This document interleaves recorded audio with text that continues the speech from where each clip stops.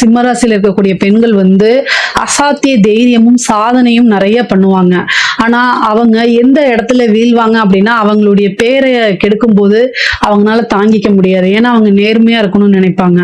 So இந்த இடத்துல நிதானமா மத்தவங்க சொல்றவங்க பேசிட்டு இருக்கவங்க இன்னும் 1 வருஷம் கழிச்சு அதே இடத்துலதான் இருப்பாங்க. நீங்க முன்னேறி போயிட்டே இருப்பீங்க. அதனால கவலைப்படாம எதையும் யோசிக்காம நீங்க உண்டு, உங்க ஃபேமிலி உண்டு, உங்களுடைய வளர்ச்சி உண்டுன்னு ஃபோக்கஸ் பண்ணுங்க. மிகப்பெரிய லெவல்ல வந்துருவீங்க. இது எல்லாமே எதுக்காக சொல்றேன், உங்களுக்காக தான் நான் சொல்றது. சோ அதனால ஃபோக்கஸ் பண்ணுங்க. பேர் அப்படிங்கிறது வந்து உங்களுக்கும் உங்களுடைய நம்பி உங்க குடும்பத்தாருக்கும் உங்களை பத்தி தெரியும். அதனால நீங்க அதை பத்தி கவலை எல்லாம் படாதீங்க. இது தனிப்பட்ட முறையில நிறைய லேடிஸ் என்கிட்ட கேட்டிருக்காங்க. அதுக்காகத்தான் இதை நான் சொல்றேன். பொதுவாவே சிம்மராசிக்காரங்களுக்கு இந்த 4ஆம் இடம் கேந்திரம் அப்படிங்கிறது ரொம்ப நல்லா இருக்கு. தாய்வழி உறவுகள் உங்களுக்கு பெரிய லெவல்ல ஆதரவாக இருப்பாங்க. அதே நேரத்துல காசு பணம் தாய்வழி சொத்துக்கள் வந்து சேரக்கூடிய அமைப்புகள் இருக்கு. ஆடை ஆபரண சேர்க்கை உண்டு.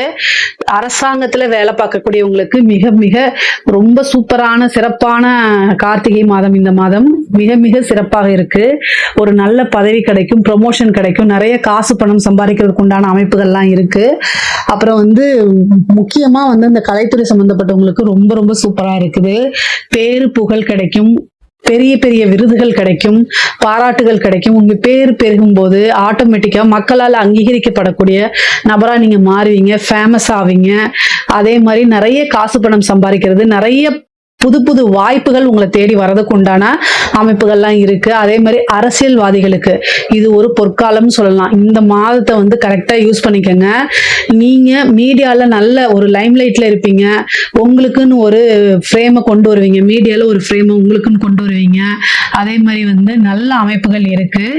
நிறுத்தி நிதானமா செயல்படணும். உங்களுடைய ராசியில கேது இருக்கனால பெரிய இயக்கத்துக்கும் பெரிய ஒரு கூட்டத்துக்கும் வழிநடத்திட்டு போகக்கூடிய அமைப்புகள்லாம் இந்த மாதம் உங்களுக்கு இருக்கு. கரெக்டா யூஸ் பண்ணிக்கோங்க. ரொம்ப ரொம்ப சூப்பரா இருக்கு. சிம்ம ராசியை பொறுத்த வரைக்கும் காசு பணம் செல்வாக்கு எல்லாத்துலயும் நல்லா இருக்கு. தேக ஆரோக்கியத்துல கவனமா இருங்க. மனசை அதாவது ரொம்ப அமைதியும் காமா வச்சு மெடிடேஷன் பண்ணுங்க. அஷ்டமத்து சனி இருக்கனால கால பைரவர் வழிபாடு பண்ணுங்க. இதெல்லாம் ரொம்ப ரொம்ப சூப்பரா இருக்கு. மற்றபடி ஏதாவது சந்தேகங்கள் இருக்கு அப்படின்னா கமெண்ட்ஸ்ல கேளுங்க. கட்டாயம் நான் ஆன்சர் பண்றேன். நம்மளுடைய சேனலை லைக் பண்ணுங்க, ஷேர் பண்ணுங்க, சப்ஸ்கிரைப் பண்ணுங்க. நன்றி, வணக்கம்.